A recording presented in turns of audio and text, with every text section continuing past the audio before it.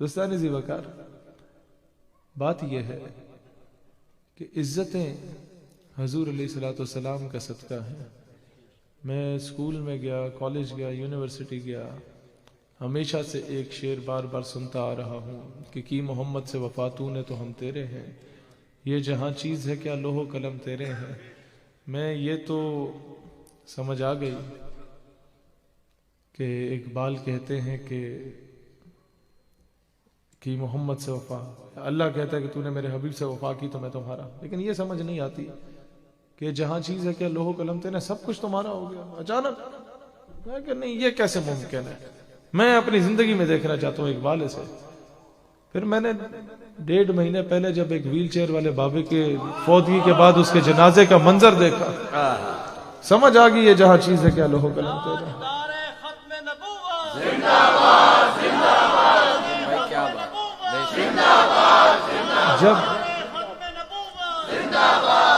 جب میں نے ایک 8,000 کمانے والے ایلیٹ فورس کے سپاہی کی پھانسی کے بعد اس کے جنازے کا منظر دیکھا، تب سمجھ آ گئی جہاں چیز ہے کیا لوح و قلم تیرے ہے۔ اور مقابلے میں گورنر تھا، اس کا جنازہ پڑھنے کو بھی تیار نہیں تھا۔ ہر مکتبہ فکر کے مولوی کے پاس گئے، سرکاری مولوی کے پاس بھی گئے، وہ جو تابعداری کرنے والے نہیں ہوتے، انہوں نے کہا یار ٹھیک ہے سرکاری ہیں لیکن اتنے بغیرت نہیں ہیں۔ دوستان ذی وقار، آپ یہ دیکھیں کہ کہاں سے کہاں رب کی رحمت پہنچا دیتی ہے۔ شرط کیا ہے کہ تم میرے حبیب سے وفا کرو۔ دوستان ذی وقار، یہی بات ہم پیٹتے رہے عمران خان کے سامنے جب ہم نے سرینا کا ایریا بلاک کیا، اپارا بلاک کیا، یہ 12 ربیع الاول کو جب دھرنا دیا ہم لوگوں نے، نوجوانوں نے، تو ہم یہی فورن منسٹر بیٹھا ہوا تھا شاہ محمود قریشی، میں نے اسے کہا شاہ جی بات یہ ہے، اس نے کہا پیسے کوئی نہیں ہے ہمارے پاس، ہم غریب ملک ہیں، ہم کس طرح سفیر کو بھیجیں۔ میں نے کہا تم صرف بھیجنے والے بنو، تم دیکھو عمران خان کی جو گڈی ہے نا وہ طیب اردگان سے اوپر ہو جائے گی۔ وہ کہتا ہے وہ تو بات ٹھیک ہے، پیسے کوئی نہیں ہے۔ میں نے کہا جی بات یہ ہے کہ پوری امت مسلمہ میں کئی ہزاروں ایسے بزنس مین ہیں جو عشق رکھنے والے ہیں اور پاکستان میں انویسٹ کرنے کو تیار ہوں گے، تم دلیر بنو، پہلا قدم اٹھاؤ، پوری امت اپنے حاکم وقت تمام ممالک کے ان کے گریبان پکڑے گی کہ عمران خان کی طرح بنو۔ وہ کہتے جی پیسے کے نہیں ہے۔ پھر وہ پشتوں کی ایک مثال تھی، ساتھ دائیں بائیں دونوں جو ہمارے دوست بیٹھے ہوئے تھے، اس کے ایک نور اللہ قادری صاحب تھے، ایک علی محمد خان تھے، دونوں پٹھان تھے۔ میں نے کہا یہ ذرا شاہ جی کو ٹرانسلیٹ کر کے سمجھا دینا یہ پشتوں کی مثال کہ غریب کو خدا پیدا کرے، خو بغیرتا چاہ کرے، کہ غریب تو تم پیدا ہوئے ہو لیکن تم میں بغیرت کس نے کی ہے؟ غریب ہونے میں اور بغیرت ہونے میں زمین آسمان کا فرق ہوتا ہے۔ غریب ممتاز قادری بھی تھا،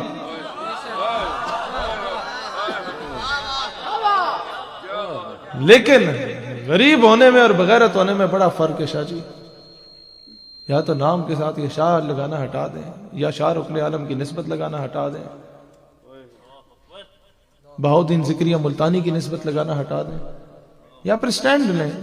ساری زندگی حضور کے نام پہ چندے بٹورے ہیں، ساری زندگی پیری مریدی کی ہے حضور کے نام پہ۔ سفیر بھیجنے کی باری آتی ہے، نہیں جی۔ مفتی کفایت اللہ بولتا ہے کسی جرنیل کے بارے میں کہ تم نے یہ پاپا جونز کہاں سے بنایا، پیسے کہاں سے آئے پیزے کے، ٹھیک ہے غلط بولتا ہے اگر بولتا ہے تو، اس سے پابندی لگ گئی، فرانس پہ پابندی نہیں لگی۔ مولانا فضل الرحمان رگڑا دیتا ہے اس کی تنظیم توڑ کے رکھ دو، ٹھیک ہے بھائی فرانس تم لوگ زیادہ بڑے مقدس ہو۔ ٹی ایل پی بولتی ہے ان کا جناب اریسٹ کر دو، 80 ہزار بندے پکڑ لو، کوئی مسئلہ ہی کوئی نہیں ہے، بس مولوی ہونا چاہیے، بھاوے کسی بھی جماعت دا ہوئے انہوں پڑھ لو، کیوں پڑھ لو؟ ہمیں بولتا ہے، ضرورت سے بڑھ کے بولتا ہے، اسے اٹھا لو، اٹھانے والوں سے کچھ جدا ہے، ایسے اٹھا لو کہ یہ ہماری سوچ سے ڈیفرنٹ ہے، اسے اٹھا لو۔ تو جناب گستاخ رسول کو کیوں نہیں اٹھا لو؟ جسٹس شوکت عزیز صدیقی یہی تو پیٹتا رہا تھا اور وہ منصب سے ہٹا بھی دیا گیا۔ وہ بار بار یہ کہہ رہا تھا کہ جناب ایف آئی اے نے آپ کے 4-5 بندے اس ملک کے گستاخان رسول جو فیس بک پہ اور ٹویٹر پہ غلط چیزیں پوسٹ کرتے ہیں، گستاخیاں کرتے ہیں، ان کا نام ای سی ایل میں ڈالا، ایگزٹ کنٹرول لسٹ میں، وہ ملک سے باہر فرار کیسے ہوئے؟ ادارے آپ کے ایف آئی اے آپ کی ہے، حکومت آپ کی ہے، عدلیہ آپ کی ہے، اس میں کوئی امریکہ کا بندہ نہیں ہے، اس میں کوئی فرانس کا، کینیڈا کا بندہ نہیں ہے. اس کا مطلب ہے کہ اداروں میں کوئی نہ کوئی ایسے لوگ ہیں جن کی مثال ایسی ہے جو ہم اپنی زبان میں کہتے ہیں کہ کتی چورا نہ رل گئی ہے. معذرت کے ساتھ میں یہاں پر آ کے صرف آپ سے نعرے لگاؤں، میں ظلم کروں گا آپ لوگوں کے ساتھ. سچ بتانا چاہیے، انہیں سمجھائیں کہ جناب ہم لوگوں کے ٹیکس پہ تم لوگوں کو لوگ سلوٹ مارتے ہیں، ہم لوگوں کے ٹیکس پہ تمہاری ہٹو بچو ہو رہی ہے، تمہارے آگے پیچھے 6 گارڈ پھر رہے ہوتے ہیں ایم این اے صاحب. لہذا جب تمہارے کسی local 3rd class S H O کے بارے میں کوئی الٹی سیدھی بات کرے، اس کو تم لوگ غائب کر دیتے ہو، اسے ننگا کر کے تم لوگ لیتر مار رہے ہوتے ہو. تو حضور کے گستاخ جو ہے اس کو تم کچھ نہیں کہتے، تو ایس ایچ او کو تم کس مرتبے پہ بٹھا رہے ہو؟ معاذ اللہ کس طرف لے کے جا رہے ہیں؟ ہم لوگوں کی انٹینشنز ہی وہ نہیں جا رہی، ہماری وہ جو امپورٹنس نہیں دے رہے ہم ان چیزوں کو. جب بات کرو ان سے جناب اس معاملے پہ، نہیں جی منسٹر صاحب بڑے مصروف ہیں. بھائی جان وہ انگریزی کی ایک مثال ہے کہ no one is busy in his life, it depends on the priorities. کوئی زندگی چ مصروف نہیں ہوتا، it ڈپینڈ کرتا ہے کہ اس کی کس چیز نو پریورٹی دے رہے ہیں، امپورٹنس دے رہے ہیں کہ کیڑی شے میرے واسطے زیادہ ضروری ہے، اہمیت کیڑی شے نو دے رہے ہیں. میرا خیال ہے ہوتی اہمیت یہ ناموس رسالت والا ٹاپک نہیں ہے جو ہمارے ملک کی بنیاد بنا تھا. غازی علم الدین کو جب پھانسی دی گئی تھی تو لوگ آئے تھے اس وقت کہ جناب آپ ایک ایسی ریاست ہو جہاں حضور کے دین کا دفاع کرنے کے قابل ہو جائیں، حضور کے غلاموں کو پھندے پہ نہ لٹکایا جائے. یہاں پر پھر وہی کام ہو رہا ہے. ہم یہاں پر کمیوں کی طرح وہ ہمیں جناب سڑک لگا دو، ہمیں جناب وہ قیمے والا نام دے دو، ہمیں جناب وہ بریانی کی پلیٹ دے دو، ہمیں جناب وہ گلی پکی کرا دو، ہمارا نلکا لگا دو. یہ ہم لوگ بکتے ہیں. خدا کا واسطہ ان کے آگے بکنا چھوڑیں، ان کو برابری کی سطح پہ بیٹھ کے بات کرنا سیکھیں. وہ آئے نا سڑک بنا کے دیتی ہے جناب، پیو کے پیسے دی بنا کے دیتی ہے. اس قوم کا ٹیکس تھا، تم نے اس کو لگا دیا. یہاں پر کون سا احسان کیا ہے تمہیں؟ اور کیا ہم نے یہاں پر داندوں کا جلسہ کرنے کے لیے الیکٹ کیا تھا؟ آپ سمجھ رہے ان چیزوں کو؟ اسے بولو جناب آپ کا کام ایم این اے صاحب سڑک بنانا نہیں ہے، یہ ضلع کاؤنسل والوں کا کام ہوتا ہے. آپ کا کام ہے لیجسلیشن کرنا، قانون سازی کریں نا قانون سازی کہ 295C کا جو قانون بنے اسے عمل بھی کر لو. کریں نا قانون سازی کہ 200 کے قریب گستاخان رسول پاکستان کی جیلوں میں قید ہیں، انہیں پھانسی دو.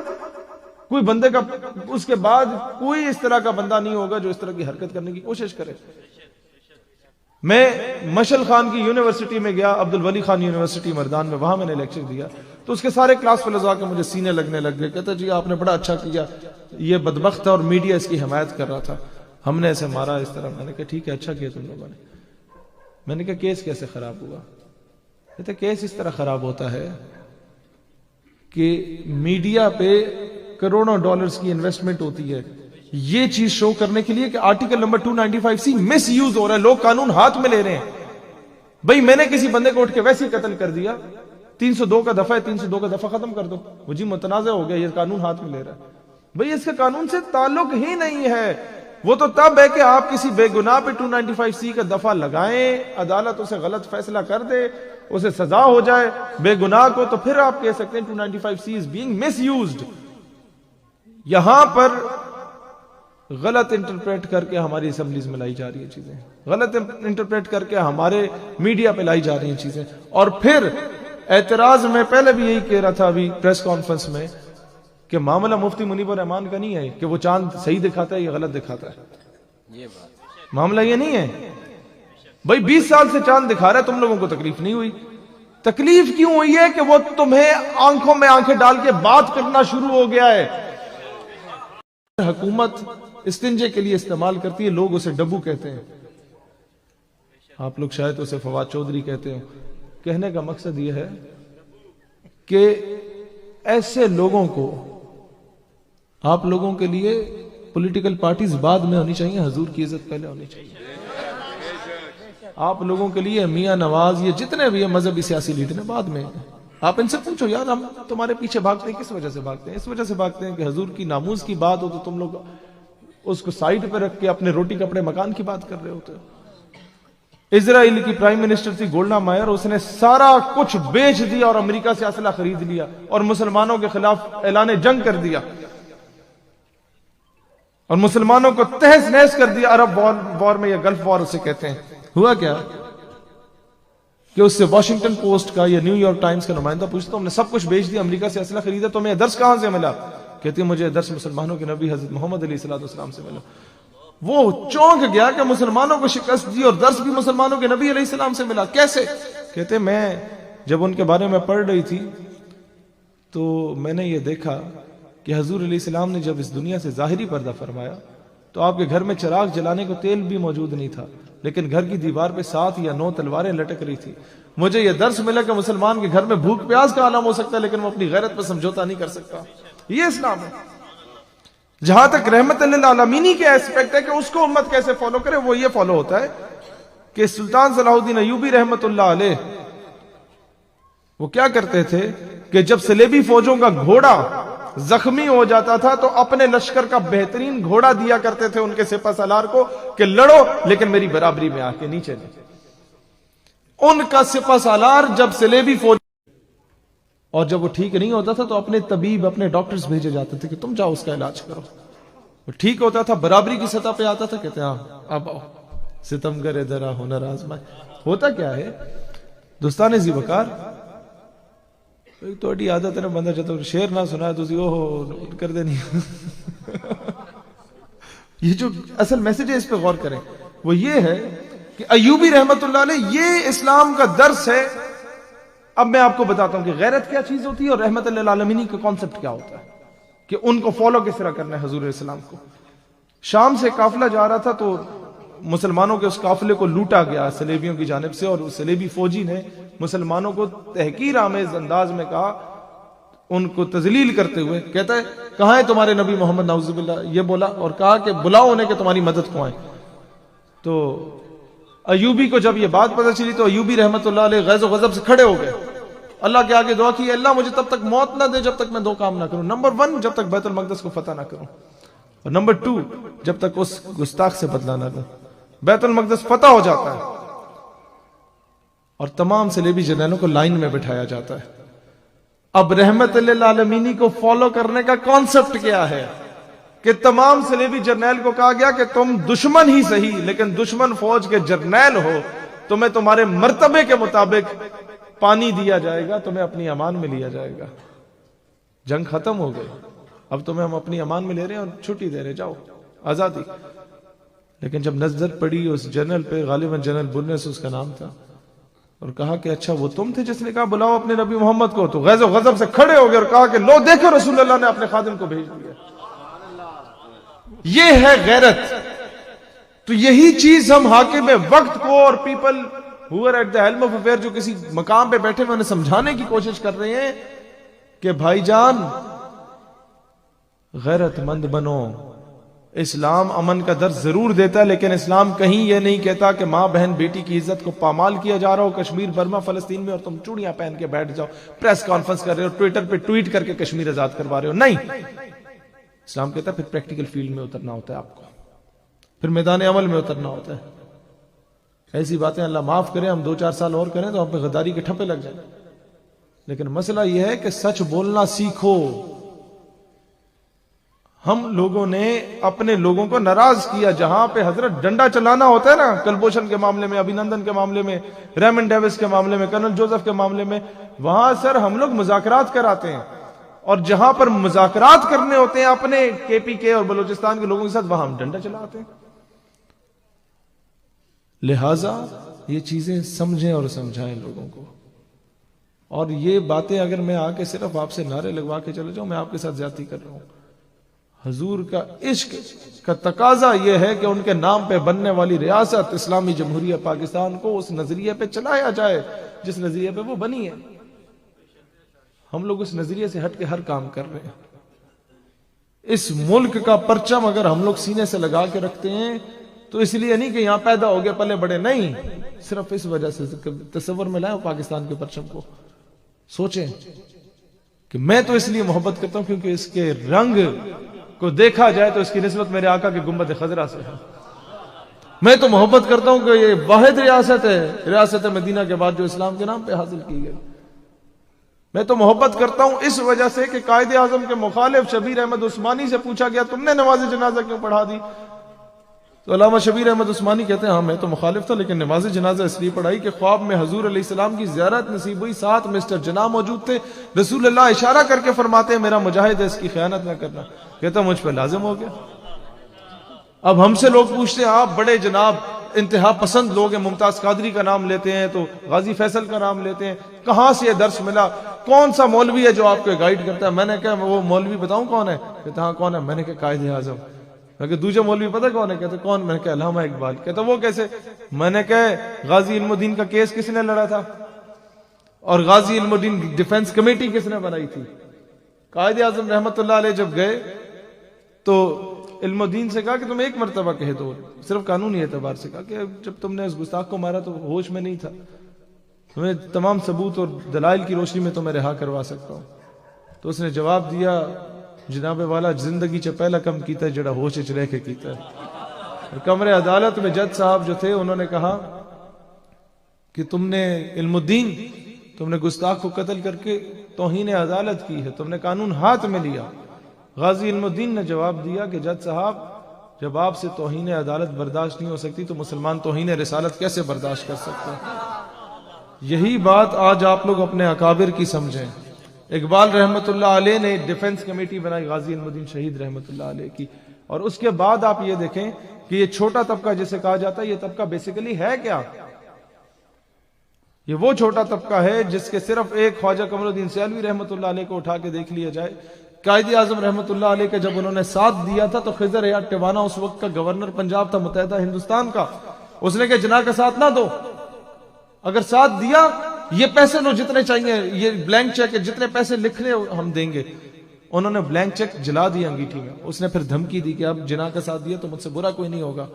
خواجہ قمر الدین سیالوی نے جواب دیا میں اللہ دے 99 نہ پڑھے جناح خضر حیات ٹیوانے دنا موجود ہی نہیں ہے. یہ دلیری سے جواب گورنر پنجاب کو اس دور میں جب انگریزوں کا رول ہوا کرتا تھا. ہم لوگ تو آج کے ایسے چوکو کچھ نہیں کر سکتے. ہم لوگوں کا تو اسی وقت سافٹ ویئر اپڈیٹ ہو جاتا ہے, ایسے چودی کال آندی ہے آنا ذرا ہندوستانی زی وقار ایسے دلیر لوگ ہوتے تھے, انہوں نے پاکستان بنایا جنہیں یہ چھوٹا طبقہ کہتے ہیں نا, یہ چھوٹے لوگ. پھر چھوٹا طبقہ کیا تھا؟ پھر جماعت علی شاہ جو کہتے تھے کہ جو مسلم لیگ کو ووٹ نہیں دے گا مسٹر جناح کو وہ میرا مرید ہی نہیں ہے, میں اس کا جنازہ ہی نہیں پڑھوں گا. ان لوگوں نے پاکستان بنایا. یہ جتنے بھی یہ باچا خان وغیرہ تھے یہ تو پاکستان کے خلاف ہو گئے تھے. مانکی شریف سے یہ لوگ اٹھے تھے صاحبزادگان اور انہوں نے قائد اعظم کا ساتھ دیا تھا, اور کے پی کے اور زکوڑی شریف والوں نے آپ لوگوں کو پاکستان بنا کے دیا. پیر پگاڑا کی فوج جسے ہرز کی فوج کہا جاتا ہے وہ آج بھی افواج پاکستان کے ساتھ اولین صفوں میں بغیر تنخواہوں کے شہادتیں دیتی ہے. سندھ میں ان لوگوں نے دیکھا, بلوچستان میں خان آف کلات تھے, انہوں نے ساتھ دیا اور وہ بھی حضور علیہ السلام کی بشارت کے بعد. اور پھر چھوٹا طبقہ کون سا ہے؟ جنرل ضیاء میں بہت عزت کرتا ہوں ان کی کچھ وجوہات کی بنا پہ, مرحوم. ان کا ADC آیا تو یہ کچھ تحریکیں ہماری مذہبی تحریکیں, تحریک ختم نبوت, تحریک نظام مصطفیٰ بڑے عروج پہ تھی. مولانا عبدالستار خان نیازی رحمت اللہ علیہ لیڈنگ اینڈ میں جو لوگ تھے ان میں ان کا شمار ہوتا تھا. نیازی صاحب کے پاس جنرل صاحب کے ADC آتا ہے. اب ظاہر ہے اس کو آرڈرز تھے بیچارے کو, تو ADC آتا ہے. اس نے کہا نیازی صاحب حالات بڑے خراب ہیں, اب مہربانی کریں کہ آپ مزید آگے نہ جائیں. نیازی صاحب مسکرائے, انہوں نے جواب نہیں دیا. انہوں نے پھر مولانا عبدالستار خان نیازی کو گھور کے دیکھا اور ADC نے کہا نیازی صاحب we are in uniform, we are running the state and you are under the state. اسی وردی چے ہاں, اسی ریاست کو چلا رہے ہیں تو تسی ریاست دے پاہتے ہے. تو نیازی صاحب نے جواب دیا بیٹا I was in uniform when you were in liquid state. میں تا وردی پہنی ہوئی سی تھی جدو تو پیدا بھی نہیں ہویا سی, میں تا پاکستان دا پرچم تھامے سی. یہ تھا چھوٹا طبقہ. کمرہ عدالت میں وہ جج ذرا جوان تھا, تو ہر قسم کے لوگ ہوتے ہیں اچھے برے ہر جگہ. وہ لبرل مائنڈ سیٹ کا تھا, اس نے وہ ساری چیزیں اٹھائیں ریکارڈ وغیرہ. انہوں نے کہا نیازی میں نے تمہیں دیکھا ہے, ساری زندگی تمہاری ان تحریکوں میں گزری ہے. تنزیہ جملہ بولا. نیازی وہ تھے جنہوں نے تحریک پاکستان میں اپنا کردار ادا کیا تھا. مولانا عبدالستار خان نیازی جج کو جواب دیتے ہیں کہ بیٹا اگر نیازی زندگی اپنی تحریکوں میں نہ گزارتا تم اس کرسی پہ نہ ہوتے، کسی تھڑے پہ پکوڑے بیچ رہے ہوتے. یہ تھا چھوٹا طبقہ. دوستان ذی وقار، آج قدر کرو ان اکابر کی جن کو تم لوگ جھٹلا کے بیٹھ گئے ہو. تم لوگ ان کے فالوورز ہو جو پاکستان کے بانی ہیں، لیکن مسئلہ یہ ہے کہ تم لوگ ہر چور ڈاکو لٹیرے کے پیچھے بھاگنے کے بڑے شوقین ہو. جو دنیا کا لفنٹر شرابی آئے اس کے ساتھ 3-4 گارڈ ہونے چاہیے، بڑی گاڑی ہونی چاہیے، تم لوگ پھر جا کے گٹوں میں بیٹھے ہوئے ہوگے. کیوں؟ کب تک اس غلامی میں بیٹھو گے؟ نکلو ان چیزوں سے، سوال کرنا سیکھو ان سے. برابری کی سطح. آپ میں سے کون ایم این اے صاحب کے گھر کھانا کھاتا ہے؟ کوئی نہیں کھاتا نا. تو پھر سچ کیوں نہیں بولتے؟ سچ بولنا سیکھو. جب یہاں پر مقابلہ نہیں کر پاؤ گے تو کفر کا کیسے مقابلہ کر پاؤ گے؟ مسئلہ یہ ہے کہ اقوام عالم میں جب ہمارا کوئی بھی شخص جاتا ہے تو اس کو کیا دیکھا جاتا ہے حقارت کی نگاہ سے؟ You from Pakistan, you must be a terrorist. تو پاکستانی ہے تو دہشت گرد ہوئے گا. اور یہ ہمارا پاکستانی کیا کہتا ہے؟ یہ گھگو جو ہوتا ہے یہ سر جھکا کے کھڑا ہو جاتا ہے، یہ جواب نہیں دیتا. ساری نوکری چلی جائے گی، سانو یونیورسٹی تو ایکسپیل کر دیں گے. بھئی بھاڑ میں جائے ایسی نوکری جہاں پر تم لوگ سر اٹھا کے بات نہ کر پاؤ. اسے جواب دو نا کہ بھئی عراق میں 12,000 بم گرانے والا دہشت گرد ہے، عراق والے دہشت گرد ہے. امریکہ جو افغانستان میں مدر آف آل بم گرائے گئے وہ گرانے والے دہشت گرد ہیں یا افغانی دہشت گرد ہیں؟ باجوڑ کے 150 بچوں کو جو تم نے ایک ڈرون سٹرائک میں شہید کیا وہ دہشت گرد ہیں یا تم دہشت گرد ہو؟ اے پی ایس کے معصوم بچے جو شہید ہوئے وہ دہشت گرد ہیں یا تم دہشت گرد ہو؟ ہم جواب دینا نہیں آتا. معصوم فلسطینی بچوں کو تیزاب پھینک کے ان کو شہید کرنے والے دہشت گرد ہیں یا وہ بچے دہشت گرد ہیں؟ بیت المقدس پہ حملہ کرنے والے دہشت گرد ہیں یا اندر بیٹھنے والے دہشت گرد ہیں؟ نہیں جواب دے پاتے ہم لوگ. سچ بولنا سیکھو. آج ہمیں سب سے زیادہ مسئلہ یہ ہوتا تھا، ہم ذرا سی بات کرتے تھے یار یہ فلسطین کا جہاد تو فوراً وار ہے جی، جہاد نہیں. میں نے کہا کیا مطلب؟ جہاد از بیسیکلی ٹیررزم، یہ دہشت گردی ہے. یہ ہمارے اندر یہ چیز ڈالی گئی تھی کیونکہ میڈیا پہ جو بھی دہشت گرد دکھایا گیا وہ اس طرح کا دکھایا گیا کہ اس کی زلفیں معذرت اس نے وہ ٹوپی پہنی ہوئی ہے 5-6 ٹخنوں سے اوپر ہے اور ویسٹ کوٹ پہنی ہوئی ہے، یہ دہشت گرد جا رہا ہے، جہاں نظر آئے جناب پولیس کو کال کریں. مجھے بتاؤ ڈونلڈ ٹرمپ کی داڑھی ہے؟ نہیں ہے نا. اچھا جی، باراک اوباما کی داڑھی تھی، جارج بش کی داڑھی تھی، تو پھر دہشت گرد کو داڑھی میں کیوں دکھایا جاتا ہے؟ دنیا کے سب سے بڑے دہشت گردوں کی داڑھی نہیں ہے تو کیوں ہمارے اندر ہمارے تحت الشعور میں یہ چیز ڈالی جاتی ہے کہ جو داڑھی والا ہے وہ دہشت گرد ہے؟ ہمارے اندر یہ بات بار بار کہا جاتا ہے کہ جہاد دہشت گردی. انہیں جواب دو اور لاجیکلی جواب دو. میرے نبی جہادی تھے، صدیق اکبر جہادی تھے، عمر فاروق جہادی تھے، عثمان غنی جہادی تھے، حیدر کرار جہادی تھے، امام حسن امام حسین جہادی تھے، ٹیپو سلطان جہادی تھے، محمد بن قاسم جہادی تھے، نور الدین زنگی جہادی تھے، غازی عباس جہادی تھے، صلاح الدین ایوبی، ٹیپو سلطان، یہ طارق بن زیاد جہادی تھے. ہم جہادی نبی کے جہادی امتی، ہمیں اس پہ فخر ہونا چاہیے. بتاؤ کور کمانڈر طارق بن زیاد کون ہوا کرتے تھے کہ دشمن کا لشکر جب 10 گنا بڑا تھا ہسپانیہ میں اور اپنا لشکر 10 گنا چھوٹا تھا تو 2 راستے تھے، کشتیوں کے ذریعے آئے تھے، کشتیوں کے ذریعے واپس تشریف لے جائیں کہ نہیں جی جناب مار جاؤں گے کی ہو جائے گا. کور کمانڈر طارق بن زیاد نے کشتیوں کو جلا دیا اور کہا اب یا شہید ہوں گے یا فاتح ہوں گے. چیف آف آرمی سٹاف نور الدین زنگی کیسا ہوا کرتا تھا؟ اپنے بچوں کو پڑھاؤ. وہ چیف آف آرمی سٹاف تھا، ایم ہی نہیں تھا کہ بس آ کے تقریر کرتا تھا میری طرف چلا جاتا تھا. چیف آف آرمی سٹاف تھا، سپہ سالار تھا.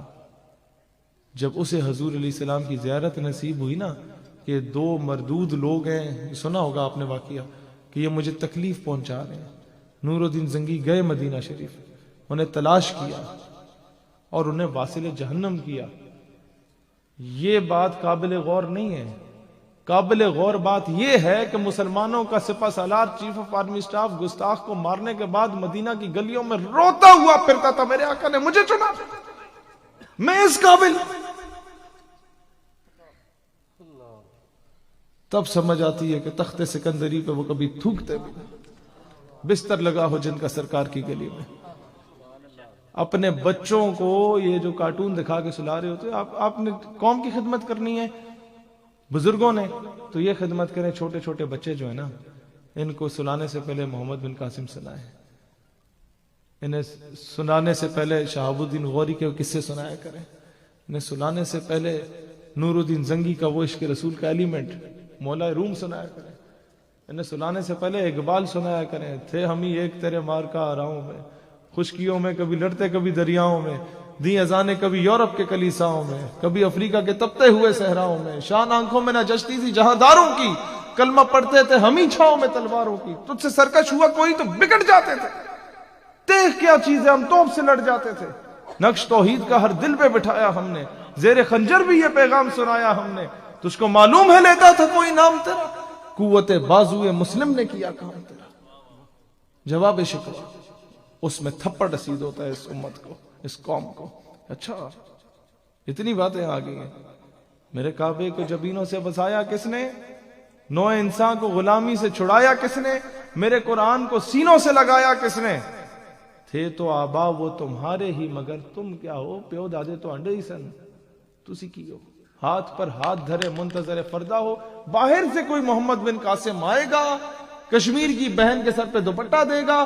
ہمارا وزیر اعظم تو بڑا ہینڈسم ہے بھائی. باہر سے کوئی نور الدین زنگی آئے گا، کشمیر کو آزاد کروائے گا. ہم لوگ تو جناب ٹویٹ کر کے انڈیا پہ گولیوں کی برسات کریں گے.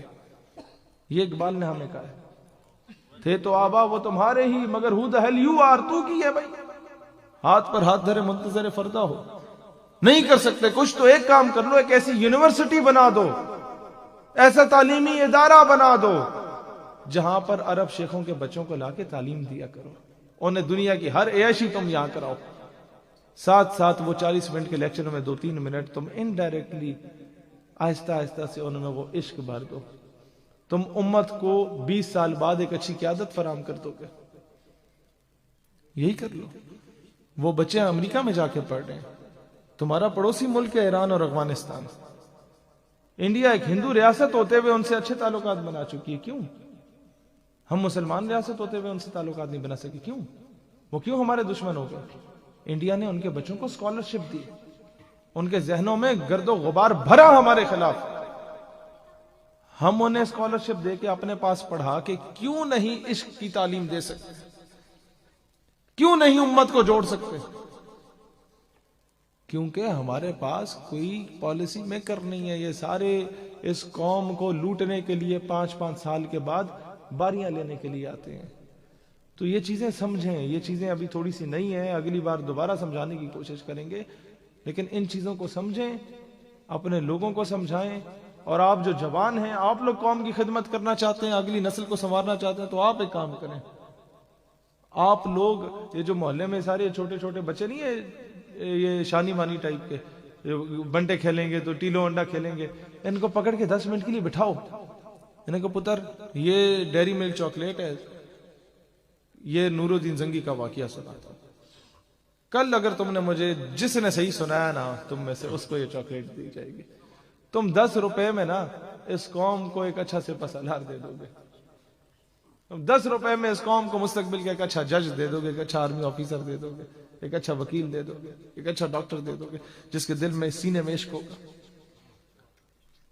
اور کوئی خدمت کرنا چاہتے ہو تو تمہارے اس شہر کے واہ اور ٹیکسلا کے شہر کا جو لٹریسی ریٹ ہے، پڑھائی کی جو شرح ہے پڑھنے والوں کی، پڑھے لکھے لوگوں کی، وہ 100% ہے. پورے پاکستان میں واحد آپ کا شہر ہے. آپ ایک کام کر لیں، 1000 روپے کا خرچہ کریں، اپنے علماء کرام کے پاس ہے، انہیں کہ جی ختم نبوت پہ اس طرح کا آرٹیکل لکھ کے دیں، ایک ہی صفحے کا، جو کہ ایک عام آدمی، عالم دین نہیں، ایک عام آدمی جو یونیورسٹی کا اسٹوڈنٹ ہے وہ سمجھ سکے. اور 1000 روپے کی انویسٹمنٹ کر دیں، اس کی 1000 فوٹو کاپیاں کرا کے پینٹ کوٹ ٹائی پہن کے UET ٹیکسلا کے باہر کھڑے ہو جائیں. یہ جناب ہماری طرف سے تحفہ ہے، یہ ہماری طرف سے تحفہ ہے. جب چھٹی ہو سارے بچوں میں بانٹیں، HIT میں بانٹیں، یہ ادھر کیا کہتے ہیں یونیورسٹی آف با میں بانٹیں، ہائی ٹیک میں بانٹیں. کیا ہوگا کہ ملک کے مستقبل کا انجینئر، ڈاکٹر، آرمی آفیسر اور وکیل وہاں سے پیدا ہوتا ہے. ہم لوگ ادھر کو چھوڑ کے ہر مدرسے میں جا کے نعرہ لگائیں گے. بھائی کیوں؟ مدرسے میں آپ نہ بھی نعرہ لگائیں نا، وہ آپ کے نعرے کا محتاج نہیں ہے. وہ اسلام کے دفاع آپ سے اور مجھ سے بہتر کر رہے ہیں، پہلے کا کر رہے ہیں. وہ ہمارے محتاج نہیں ہے. جہاں پر ضرورت ہے وہاں کام نہیں کرنا. وہ نہیں جی اتنے سارے لبرل ہوتے. بھائی لبرل کیا مطلب ہوتے ہیں؟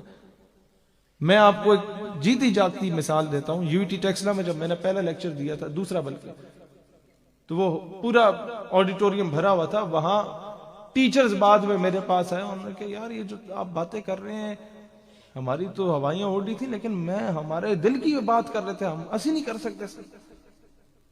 اور بچے جو جواب دے رہے تھے, جب میں مدرسے میں وہ تقریر کرتا ہوں تو مجھے وہ جواب نہیں ملتا جو یہاں پر یونیورسٹی یو ٹی ٹیکسلا جو کریم پورے پاکستان کی آئی ہوتی ہے, وہاں کے بچے جس طریقے سے نعرے لگا رہے تھے, مجھے اندازہ ہوا کہ راکھ میں دبی چنگاری ہر مسلمان کے دل میں موجود ہوتی ہے. مسئلہ یہ ہے کہ ہم نے اسے ہوا ہی نہیں دی کہ وہ شعلہ بن کے بھڑک اٹھے اور کفر کو ختم کر دے.